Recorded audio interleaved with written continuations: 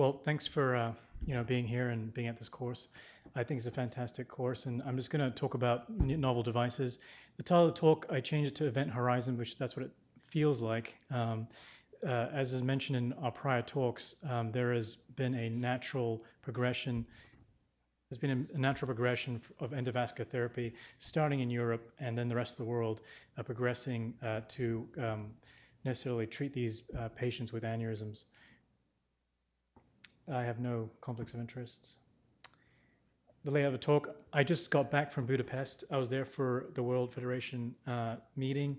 It happens every 2 years. The next one's in South Korea. I'm not sure if that's going to happen, but I'm going to show you a few lessons I learned from there. We'll talk about the concept and history of new endovascular devices and how they come to market. We'll talk about 4 major devices that I think will end up come to the US in the next year or so, and those are the ones that you guys are most likely to see practically, as opposed to the ones that are super novel and only the Europeans can actually play with. And I'll start off with my experience at Budapest. 2 things I realized. The rest of the world mainly treats ruptured aneurysms, and they treat it 90% endovascularly. I met a guy who works in Glasgow, and all of his surgical colleagues just were like, I don't want to clip anymore. How about we just give it to endovascular guy? So there's now only one endovascular guy. And in the last 6 weeks, he's treated 26 ruptured aneurysms, and he needs a partner. And he's like, can you come to Glasgow? I was like, no, I'm not going there. The other thing I think with this new influx of technology is that I think our European partners are less discerning about what they use and how they use them. They just like novel toys. And I've talking to the vast majority of people at this meeting, that's what I found out. It's not that they are not cognizant of how the devices work. I think they just like newer devices. And then I took a picture right outside because I've never seen this at a meeting where there's actually a designated smoking area outside your stroke conference. And so I walked in there and I was like, what are these guys doing? They're just like all lighting up, stressing about, oh yeah, well I got this really bad case. I'm putting down a cigarette and I'm like, well, you could be the next case. So that's one thing that was really interesting about the meeting there. The other thing I realized is that life is too short. And although the meeting was great, I did spend a time around Budapest, and I would all recommend you guys at least visiting that city. It's very nice and very unique. Well, is there a market beyond coils? And a lot of this Yasha talked about in his talk, the 2 trials, CARET, ISAT, looking at recurrences and annual recurrences and this whole debate, whether it's a recurrence or a coil compaction. In our major trials from Ramone and others, there is at least a 20% risk of aneurysm recurrence out at 16 months in the biggest trials that we have. What you'll always see, apart from what Yasha had mentioned, technically with clipping, it's like 2% maybe in the biggest trials. You see this in every radiology journal. They always quote Drake.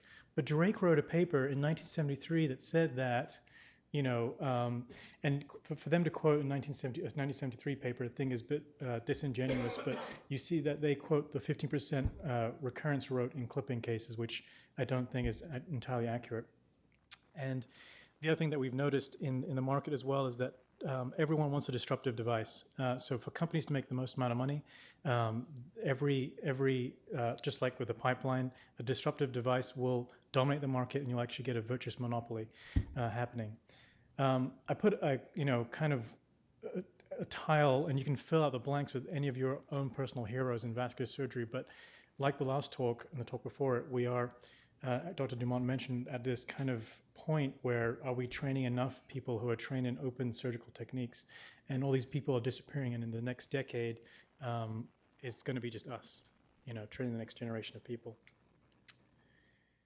So where are we headed for? I think the talk is about an event horizon. The event horizon being, will endovascular therapy completely put clipping out of business?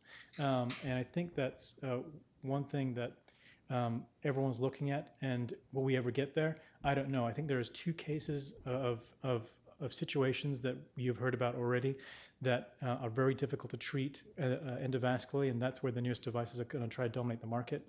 The first is the wide-necked ruptured aneurysm at a bifurcation region, either the MCA, which is complicated by branches at the neck, or the basilar apex, where it's difficult to actually get any devices to stay within the aneurysm. And then, as we had mentioned, the blister aneurysm that arises in the internal carotid artery. We've talked about the complications and the issues with dual antiplatelets, and over time, the hemorrhagic risk of dual antiplatelets does increase within hospitalization stay. It's just not, and it's usually not linear. It just kind of rapidly increases throughout the patient's stay in the hospital. We'll talk about a few devices that may help us with these two different unique situations. I want to talk about the Ramone classification because I don't think we talk about it enough, and we've mentioned it kind of briefly in some of the other talks, but it basically gives us a way to discern how aneurysms are treated endovascularly and which ones have the best coiling treatment. Classes 3 and classes 1 to 3, and more recently a 3A and 3B subtype. Class 1 being the aneurysm has been coiled, and on follow-up there's no blood going to the aneurysm, including the neck. Class 2, the aneurysm next still fills on follow-up angiography. Class 3 is that there's any type of filling of the aneurysm, but it's been divided into flow within the dome of the aneurysm, or contrast stasis within the dome of the aneurysm, and actually a skirt around the back of the aneurysm or the side of the aneurysm, which includes the neck. Some nuances that I learned in Budapest. There was a very nice anatomic paper that was presented there, and one thing that we have to note between the difference between coiling and clipping is that coils, they naturally fit, and I apologize for the diagram because I drew it. The coils, when they fill the aneurysm and they fill the neck, that's great.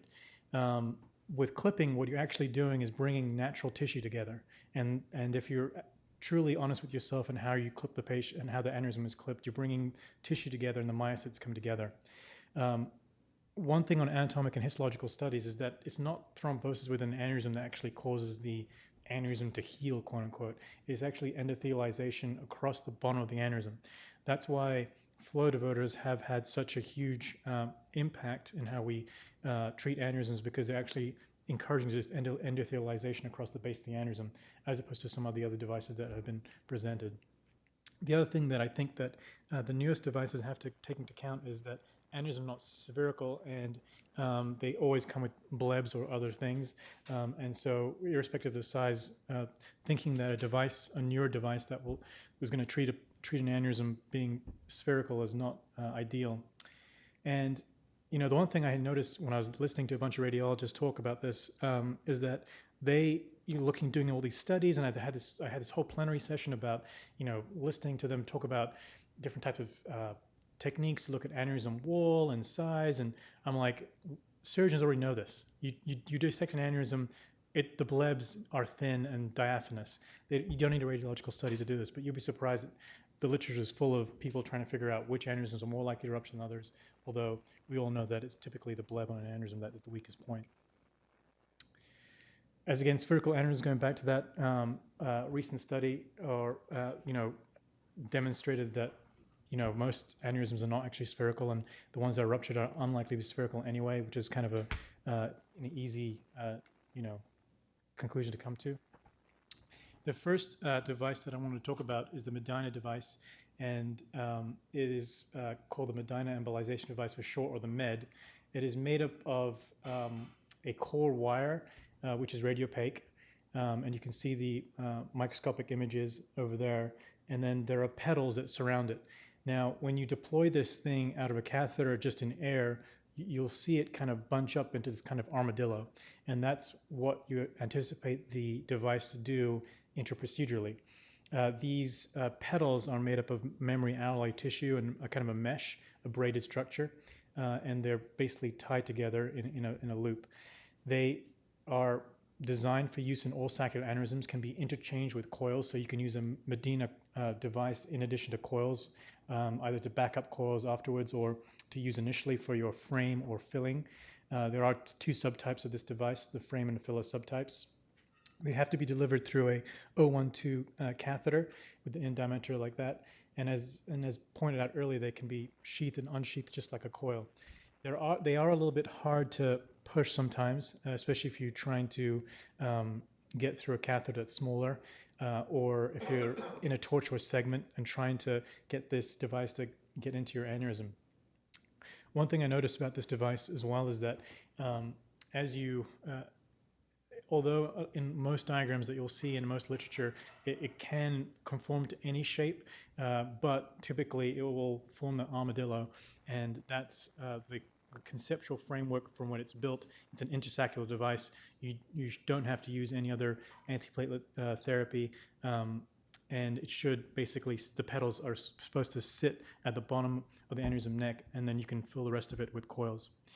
Some data so far on this device, and this is what you sometimes look at in slideshows and how it looks like, but typically it doesn't do this. Typically it falls into an armadillo.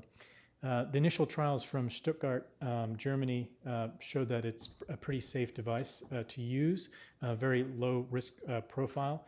I actually met Dr. Henkes in Budapest, and he's a very German guy. So he's very convinced about this, but in all honesty, he's also trying to start his own company as well, and so very protective about what he wants to talk about this device specifically. Unfortunately, none of his data was great in terms of long-term outcome, and unfortunately, a lot of the cases that he had required some form of retreatment with either more coils or some other device like a flow diverter. Dr. Turk at MUSC and Dr. Hanel, being the principal authors of a trial in the US, had 9 patients in it.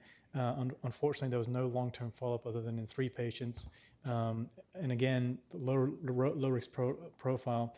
At this point, this is the best data we have, and we're going to need a lot more data before this device is going to make it to the US market in a comfortable way.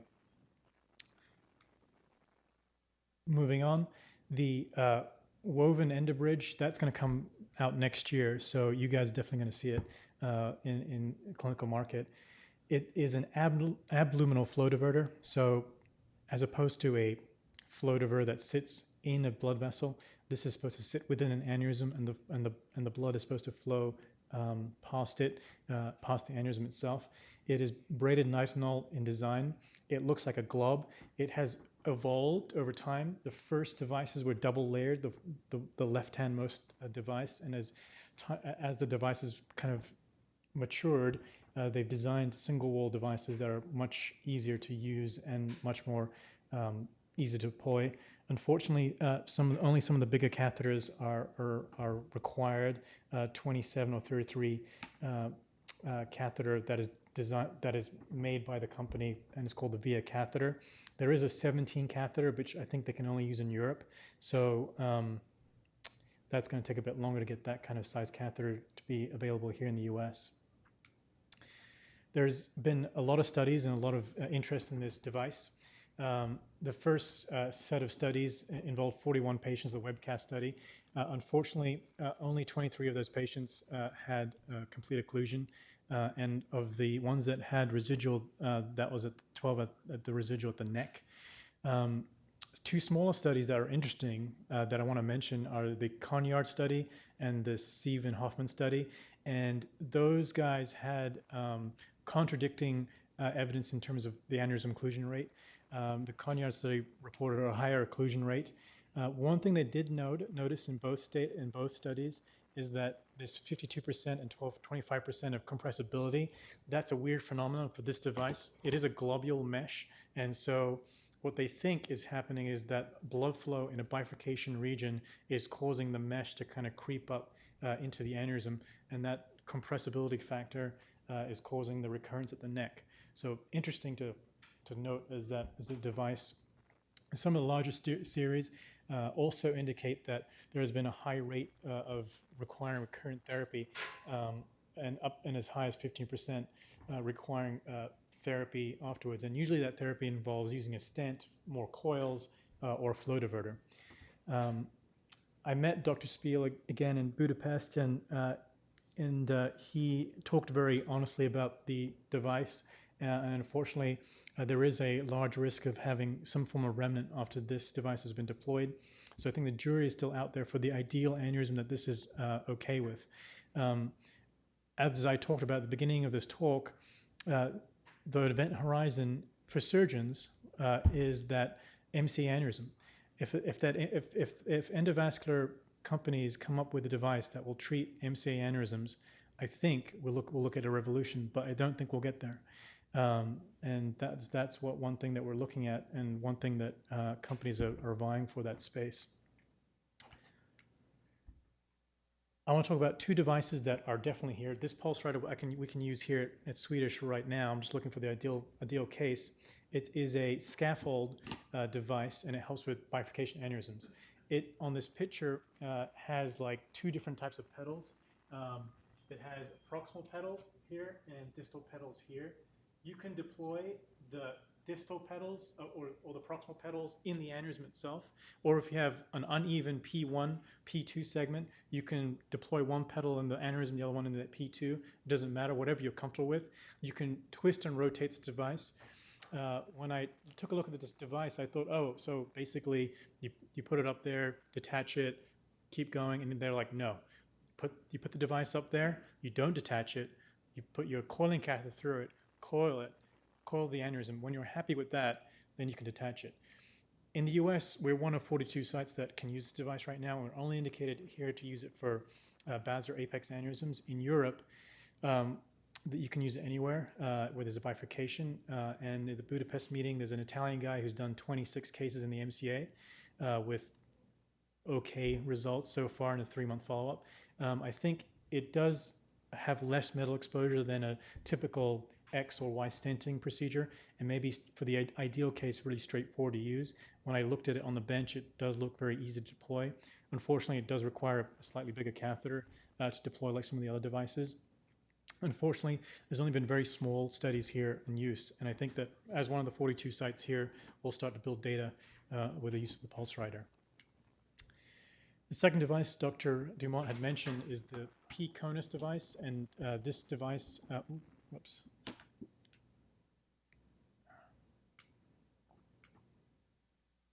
This device is very similar to the pulse writer device. It has pedals that have to sit in the actual aneurysm itself, and is designed to assist with that distal. Is designed for those situations where you have bifurcations, just like the other device. It's typically used in the basilar apex, as far as I remember, I can seeing. Dr. Lilik in Buenos Aires has the highest number of experience in the treatment and use of this device. It has very low metal coverage, and that's the attractive issue, as opposed to using Y or X stenting. Again, requires a large catheter to deploy it. We have a few more studies than the other than the pulse writer device, and over time, it's been shown that these devices are safe to use over and over again. I did meet this other guy, Dr. Bogle, when I was there in Budapest as well, and although he's a fellow countryman, being from the UK, he had seen very positive results from this device, and has indicated its use. What's on the horizon? So what are these crazy Europeans talking about right now? The crazy Europeans are talking about three things. Pipeline shield, which I hope Dr. McDougall mentions, is a new type of pipeline which you'll only have to use aspirin for. So it's a pipeline device that has a coating that avoids the need of using dual antiplatelet agent. Dr. Henke, as I had met, or Henkes, as I had met in Budapest, has a proprietary agent which he calls hydrophilic coating number 2. I'm like, great, what is that? But he has shown that he owns the company that makes that PeakConus device. So he's going to make PeakConus type devices that have a hydrophilic coating. And he's shown in the lab that on nitinol, if you coat nitinol with this hydrophilic coating, you don't actually require any antiplatelet agent, neither aspirin nor Plavix. And Japan, this is the most interesting thing. Japan is doing a state-run funding of coating coils with statins. And what they've shown is that statins, when you do regular coiling, you have thrombus formation, you have clot formation off your coiling. What adding a statin does to your coil is you have a lot more fibrin formation. So those aneurysms that are treated with coils that have been coated with statins, you actually have a very thicker organized clot or organized thing in the aneurysm, and that causes aneurysm occlusion to a higher rate of extent. So those are the three most interesting things that I saw there in terms of the future of aneurysm treatment. And with that, I think my time is up, and I'll have any questions. That's it. Thank you.